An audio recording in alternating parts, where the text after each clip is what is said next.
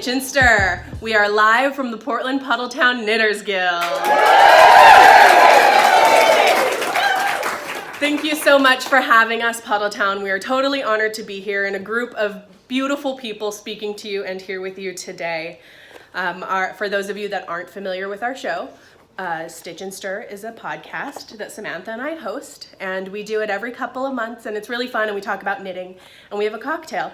So tonight's cocktail is provided by the Guild, and this is a dry event, so we are drinking Mai Tai mocktails called the Mo Mai Tai. Thank you so much, Kim, for providing. Yeah. And thank you so much, Guild, again, for having us and having these drinks for us and everyone here. So if you've never seen our show before, we host our podcast on YouTube, and we follow the format of a lot of video podcasts that you may see knitters put on. So we usually talk about our knitting to each other, we learn what we're interested in, what's going on in our yarn lives, and then we'll talk, usually a segment about something that we're interested in or is timely to us. And usually we'll theme our cocktail with that portion of our show. So we've got a fun, bright cocktail, and tonight our bartender is taking tips, and those tips are going to Rose Haven Women's Shelter in Portland. So cheers. So the first thing we usually do is talk about what we're wearing on our podcast. So, Emme, what are you wearing right now? I'm wearing a modified Birkin sweater. Yeah. I knitted in 15 days. I am a monster, people. So if you don't know that about me, 15 days, I did the color work in 5 and then the body and the rest. It's modified in DK in 2 colors. So the original pattern is 4 colors and fingering weight. I have also knit it in 4 colors and fingering weight, and it was hell. So this was my redemption Birkin.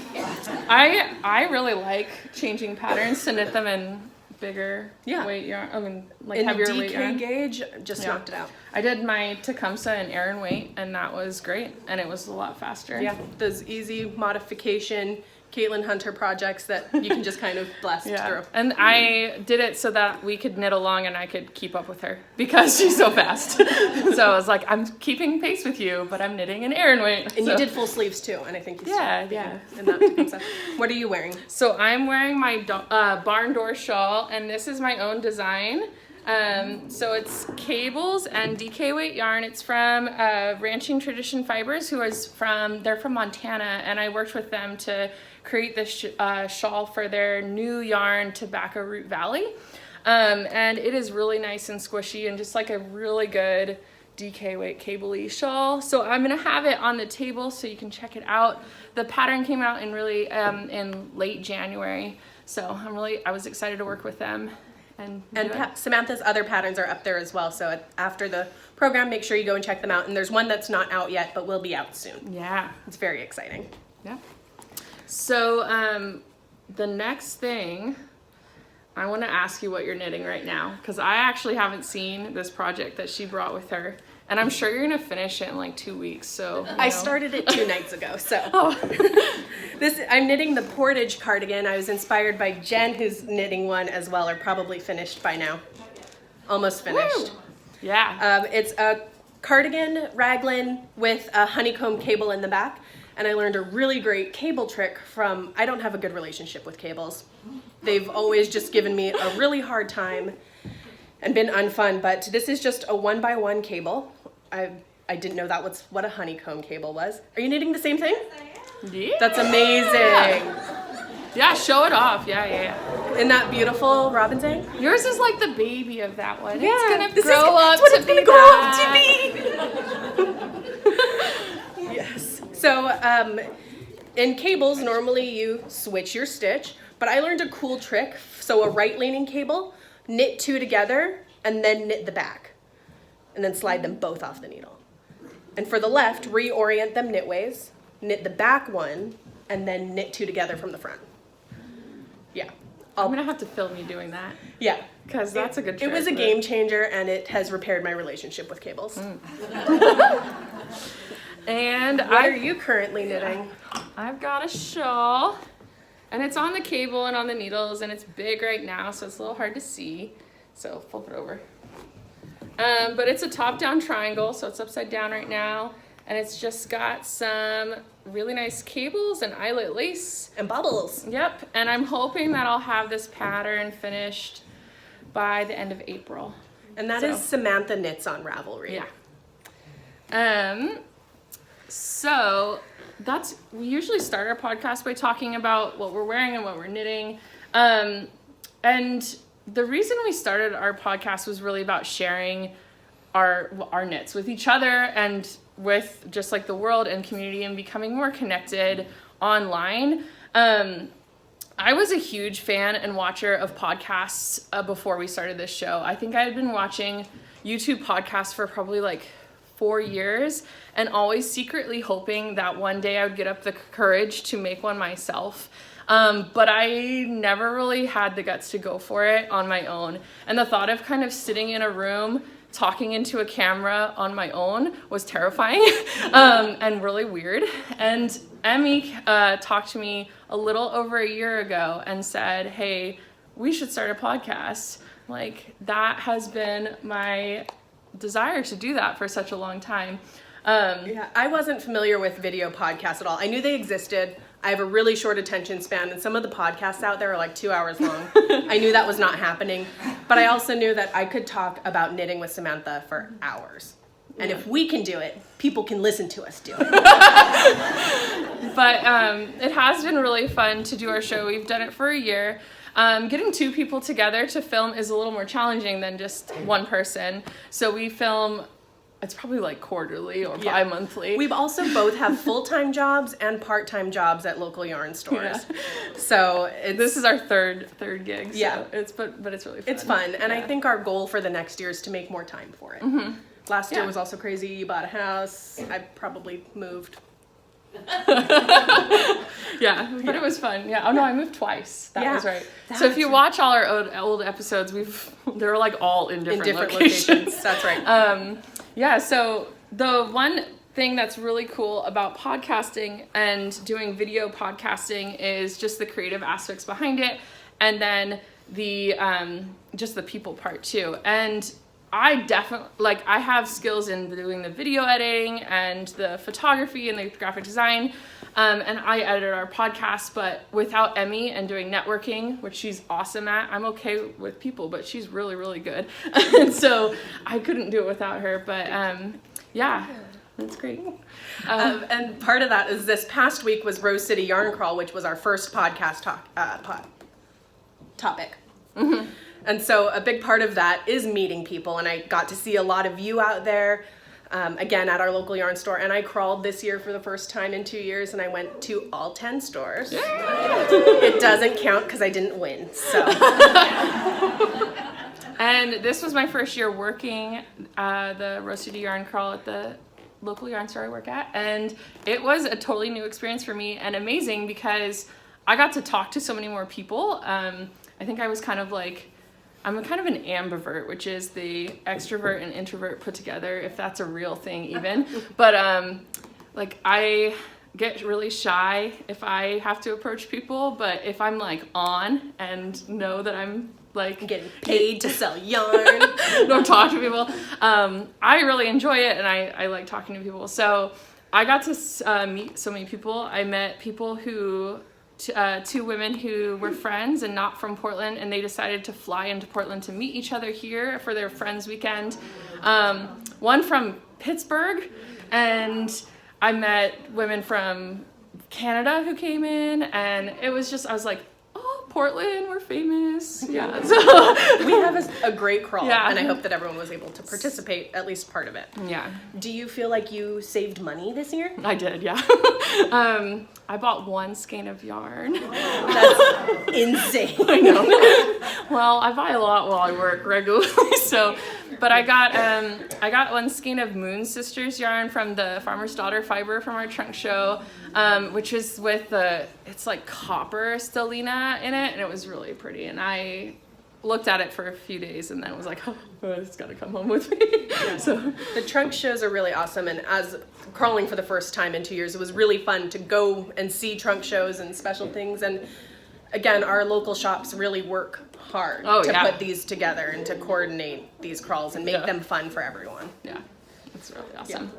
And so in our podcast, we also talk about things that have been coming up like in our lives or just in our heads. And one thing that I was thinking about recently was how I feel really guilty about not meeting my self-imposed deadlines on myself. I don't know if, does anyone else do that, where you come up with a date that you want to finish a project by, and then it starts ticking down closer and closer to that date, and then you start beating yourself up about it? Like, am I alone? No? Okay. So I started thinking, like, why am I feeling guilty about this? Why do I feel any sort of shame around something that makes me so happy most of the time and that I deeply love, which is yarn and knitting? And we started talking about our kind of dirty little secrets of knitting and what kind of things make us maybe feel guilty or what we keep as secrets. My recent shame was like looking for a stitch marker, finding all these stitch markers that didn't belong to me. Stitch markers I had borrowed from people. So the example, yes, stolen. I do always believe like yarn stores should have a leave a stitch marker, take a stitch marker, because that's how I find them after knit nights. I'm like, sweet. Now I can have this. If I ask to borrow a stitch marker, you're not gonna get it back. Yeah. So we thought it would be really fun, since we're doing a live show today, to get the audience involved and to interact with you guys. And so we asked for you to reveal your deepest, darkest knitting secrets and guilty kind of maybe things that make you feel a little nervous. We wanted your confessions. Yeah. On our way here, we were saying we're going to take you to church because we're going to read your confession. But also, we want to we're going to normalize it, and you shouldn't feel any sort of worry over your knitting, and it should be deep love all the way.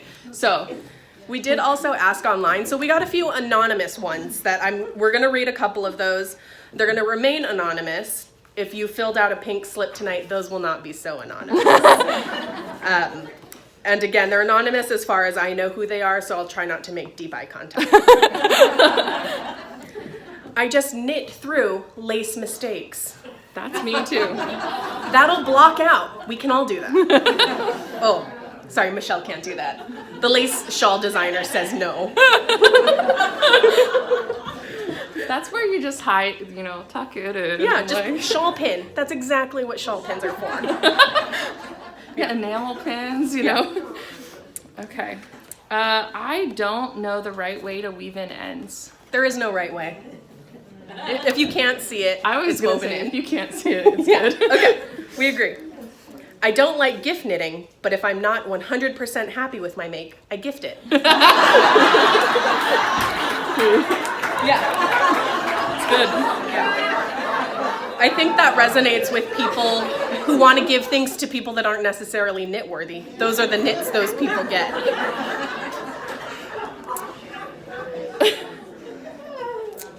Some of my whips are more than 10 years old. Yeah. I spend way more on yarn than I ever spend on people. I don't ever catch my floats, even if they're really long. Do you have another? Yeah. That's another anonymous.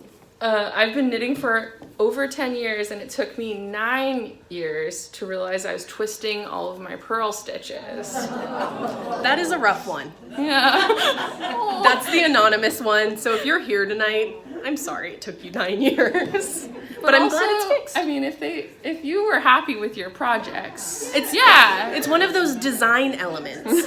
Like people write that into patterns. Get to be unique. Yes. So tonight we also asked you to fill out a card. Does anyone have any last minute cards to turn in? We got a good amount. So we're just going to read those back and forth. And again, you're not alone. And we'll just be using first names. So Michelle says, I don't swatch for shawls, except the piece I frog was probably a giant swatch. Laura Jean says, I cast on a lot of knits and don't finish them.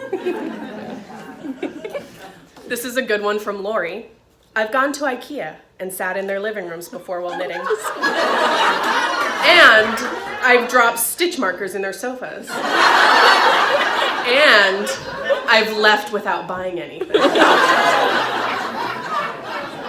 That's not something I've done, but it's something I can't wait to do. I think I'll be much more peaceful in IKEA because I'll think my house is really clean around me while I'm like not ignoring my housework. Yeah, if you want it, like, they sell the meatballs in a cups. Just get your like cup of meatballs. Some of the living room setups have movies going. So our next live show will be at IKEA. It's such a good idea. All right, Jackie. I don't detach my swatch from the ball of yarn. I block the swatch and then reuse the yarn. And I think that is absolute genius. So, yes, that's thrifty. We can all reuse yarn. You know, that probably, if you did detach it, bind it off, block it, save it in your precious stack of swatches, that could have been your bind off when you get to the end and just didn't have enough yarn. you could spit splice it. Yeah, Come on. Exactly. Lynn says, my non-secret is my total devotion to the European pick method. I switched from the throw method, tried to pick, and wow, what a wonderful day. My confession, I rarely go back and correct. Okay, 2 things. My body, my knitting style, right? Yeah. You knit how you're gonna knit. That's not gonna change, and no one should change you. You're all perfect. I rarely go back and correct. I think that kind of stands with knitting through lace mistakes. Yeah. Use your pins, use your shawl pins, block it out. Or don't. Yeah. Wendy says, my favorite local yarn store isn't in my neighborhood. It still is. I think local yarn store also translates to favorite yarn store. So you can be flexible with that terminology. We're lucky that we get to have local yarn stores. So good for Portland. Yes. Yeah. I was self-taught, so I didn't understand that knit through the back loop all the time years and was twisting my knitted stitch. That's like the pearl. Yeah. They can get together. Thanks for sharing, Angela. You knit how you're gonna knit. It's a design that, you know, people pay to write in patterns too. So this one I relate to because I think it makes sense why I knit my Tecumseh and Aran weight yarn when Emme and I were knitting it together. Lisa says, I'm not a jealous person by nature, but I get jealous when someone finishes a similar project ahead of me. Yeah. I think that's why knit-alongs can be the downfall of a lot of projects for people. There's, you know, but quitting is okay too. Yeah. Yeah. I'm a huge sucker for knit-alongs, and I never finish. Yeah. You know that. Especially when there's the temptation of prizes. Like, if I just knit this sweater in a month, I could win. Like things I could buy. A deep insight into me. Okay. Michael? Michelle. Michael? Okay. I never finished a throw that was a wedding present for a childhood friend's daughter, and now the couple's divorced.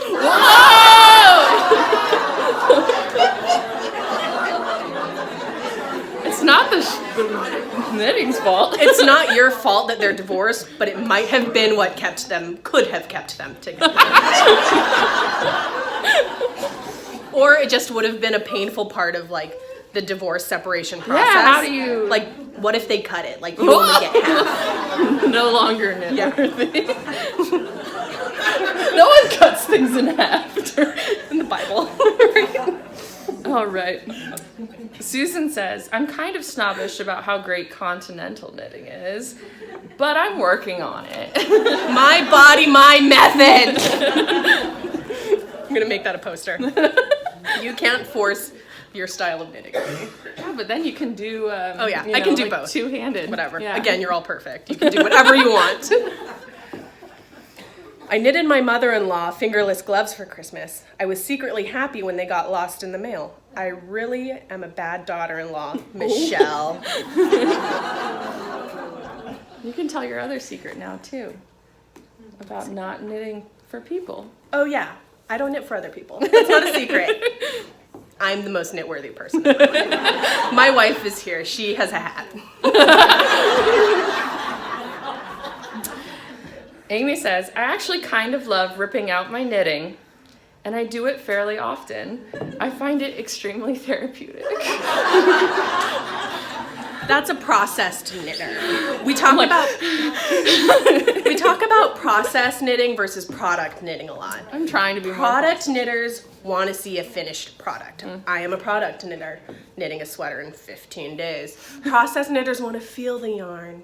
They want to be the yarn, feel the project, grow with it, frog with it.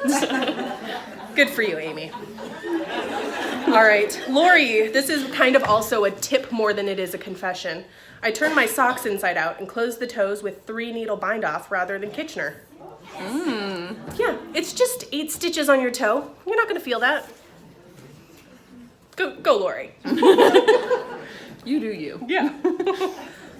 All right, Amelia says, I feel guilty for all my selfish knitting when so many family members have asked for gifts. I think this is one we can get like a show of hands. Who's a selfish knitter? That is like all but 3 people. That's beautiful. And the people that didn't raise their hands have knitting in them for yourself. So nice try. Lee says, knitting supports my TV habit. And it's great now. Yeah, I think, again, that's good for you, Lee. So Poppy says, I've never blocked a swatch. Woo!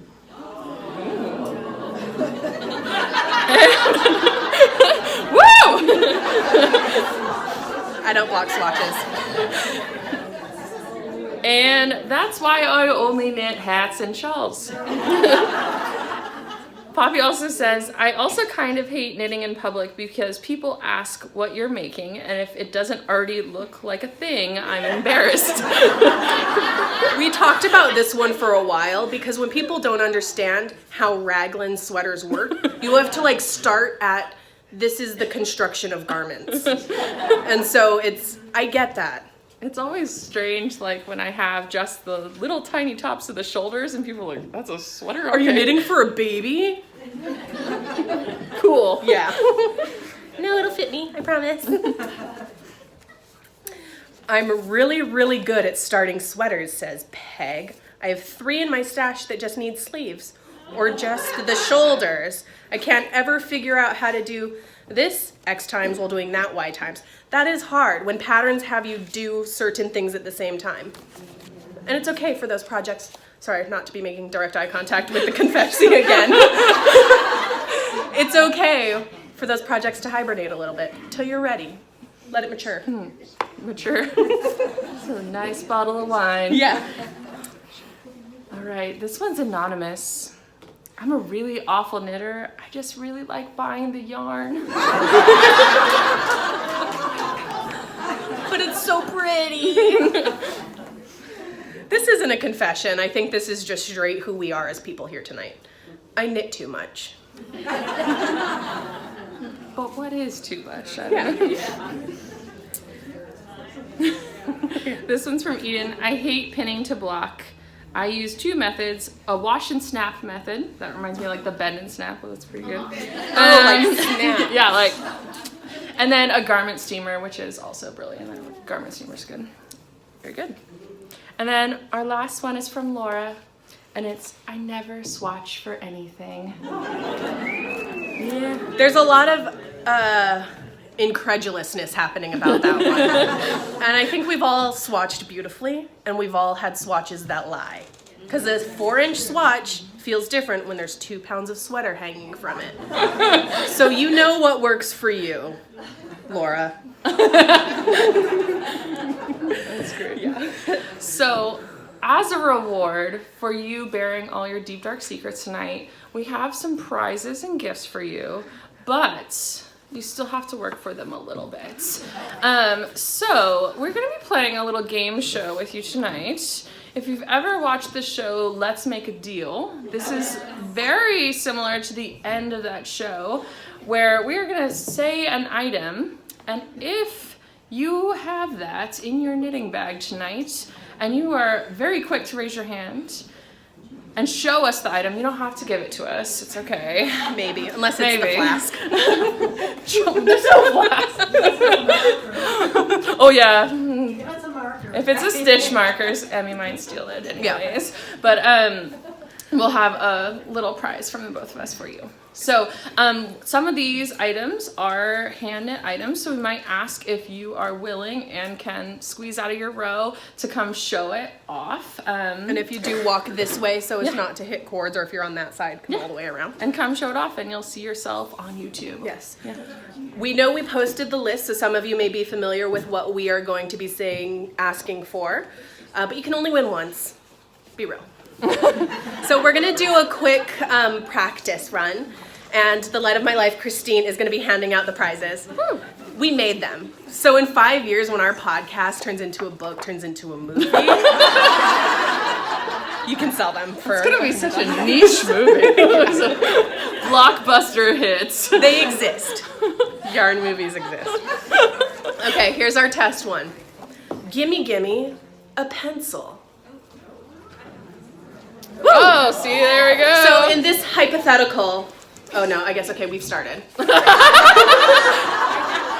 I think we've got it. Great job, Natalie. Thank you to the guild who's standing up. If you guys can help point us to winners. And again, no smacking things out of people's hands. No kicking their purse down the hall. This isn't a trunk show, lady. I've been to a few like that. That was... No grabbing the sweater quantity out of someone's hand. Okay, gimme a pair of foldable scissors. Oh, Lori, way to go. Is this the order they were posted in? Mm-hmm. Go every other. Okay. Gimme a finished gauge swatch. Michelle. What are you, is it blocked? It is blocked. Yeah, good. For a linen top. Honorable mention to Amanda that had a colorwork swatch. Ooh, double knit colorwork. Pity prize. Gimme a notion that you've had for more than 10 years. Oh, Amelia, tell us what that is. Notions bag she made when she first learned to knit. Did you learn to sew at the same time? No, I... Okay. Girl Scout. yeah. Gimme a hat with a pom-pom. Ooh, Michelle, can you come up and show everyone? And get on camera? Yeah. Thanks for being a close one. Cute. Oh, it's so cute. My Santa hat. Santa hat with a pom-pom. Woo! Very cute. Thank you, Michelle. All right. Gimme an enamel pin that is an animal other than a sheep. Or oh, what kind of animal is that? It looks like a sheep to me. Oh, it's a cat. Okay. I'll allow it. That's a big difference. I don't know. It's the actual rules. Ooh. Oh, this one. Oh. Is it my turn? Oh, no. No. Okay. Gimme a completed fade oh, those are two different lines. Yeah, I was like, oh, that's amazing. Who would do that? Gimme a completed fade project. She already won. But I know there's another fade in here. Yeah. Adrian! You don't have to come up if you don't want. Okay. It's a beautiful faded. So faded? Beautiful. So beautiful. All right, gimme the emergency chocolate that's in your knitting bag. Oh, Wendy! What kind of chocolate is it? Did you bring enough to share? Ooh, yeah. How often do you require emergency chocolate from your knitting? Daily.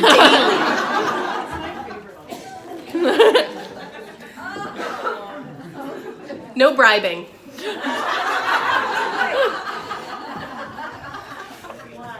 Gimme, gimme. This is one we might ask you to come up.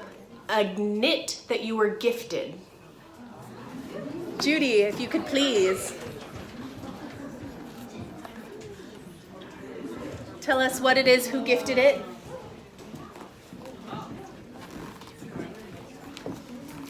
This is a good example of a neck warmer that was made from Side Hustle socks, and it has a gorgeous button on it, and you wear it like this. And this was made for me by the inimitable Margaret Waddell. You are knitworthy. I am so knitworthy.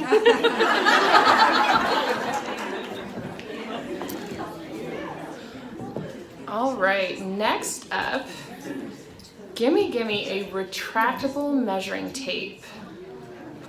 I think it was Krista. Woo! Woo! Yeah. It goes up to 7 feet. Okay, another one we might ask you to come up. Gimme something steeked. Ooh, Bring it yeah, that's beautiful. Actually, this has been in the works for a really long time. It's not quite done. We didn't say steeked and finished, so it's okay. But it's super close. Yeah, oh my gosh. Sorry. What's the pattern? Nehalem cardigan, Brooklyn tweed. Did you guys hear that? Nehalem cardigan by Brooklyn Tweed. Thank you. Beautiful. Gosh, I didn't even think.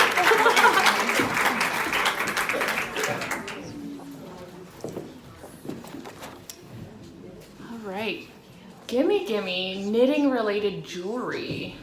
Oh! Yeah. Are those knitted balls? They're beautiful. Did you come up with that pattern? No, my sister gifted them to me. Oh, beautiful. Thank you. I'll let her know. And they're knit, right?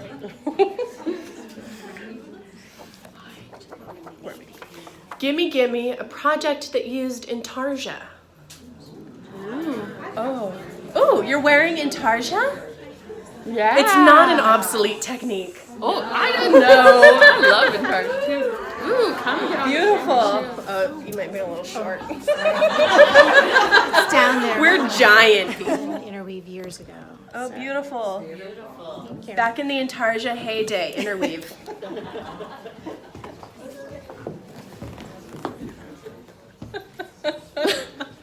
No, it was just Laura Jean snorting in the corner. You called her out for that. You can't have any secrets, I guess. Yeah. Not with Emmy. That's going to show up on the podcast. This is a really great sound system. It's going to work. All right, the next item. Gimme a pink project bag. Ooh. Jen. Pink bag. All right. This is where Samantha lives. Gimme a resident of Sleeve Island. I think it was Jasmine in the back. Is that you? What project is it?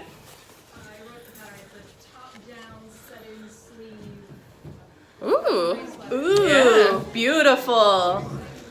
How long have you been on Sleeve Island? Oh, okay. That's 1 year. Castaway. Passed away. Ooh, Michelle just held one up that was 4 years. 2013. I mailed it in 2015. Most of the sleeve over here. No sleeve over here. It's so out of fashion. I'm going to tear it apart and make a sweater for my husband. That's a great confession, Michelle. Frog it, make it into a sweater. All right, gimme something that has a unicorn on it. Yeah. Awesome, Anna. Project bag. Yeah. How many do we have left? 7. Okay, we're good. It was Anna with that project bag. Beautiful. Okay, we're still going. Gimme. Somebody's. Gimme a paper pattern with lots of handwritten notes. Awesome in the back. What pattern are you working on? And why did you need so many notes? It was my first pair of socks. First pair of socks, so you're keeping count and awesome. And the last one? Gimme a wooden crochet hook. That was Carol up here. Awesome.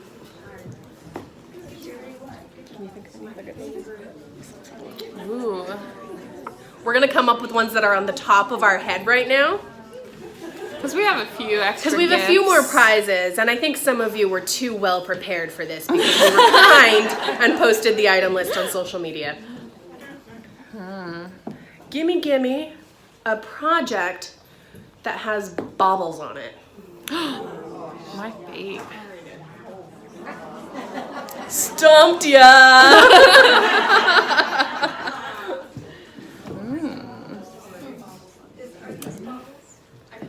Maybe this. It's got a pico bind off that sort of has bobbles at the end of the pico. We'll take that crazy Sure. bind off, Elaine. What is that? It's not even a pico, it's like a fringe.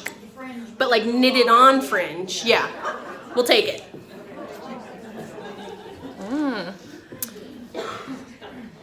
Does anyone have a knitted sweater top with pockets? Oh yeah! Was that an afterthought pocket or what is it? Oh Excellent. You see a pattern, you make it better. Love that.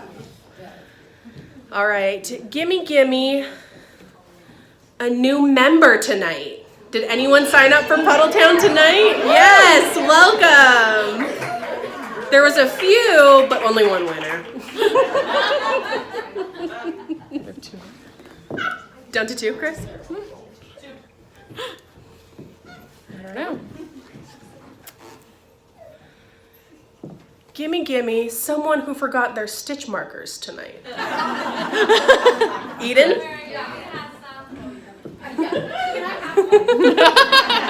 That's the prize. Yeah.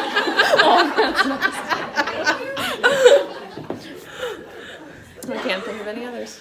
Okay. More than like 4 colors. Is that what you brought, Lori? Are you trying to cheat? All right. This is a good audience member suggestion. Gimme color work with more than 4 colors. What do you got? Ooh. Oh, dang. Is that going to be something cool? A part of something? It's a net cap. Yeah. Oh, necktie. Beautiful. All right, so congratulations on wonderful prizes and revealing all your secrets. Thank you so much for having both Thank Emme you. and I here. This was a blast. Thank Next show at IKEA. Make sure you follow us online. We have a Ravelry group, Stitch and Stir, and we're going to keep the conversation going. What are your knitting confessions? They're normal. They're not secrets. Let's be loud and proud about the weird things we do. you. No guilt, no shame. You can find us on Stitch and Stir on Instagram, and I'm rocksteadyemme on Instagram. And I'm Samantha Knits. So find us, and tonight's show will be on in the next 1 to 4 months.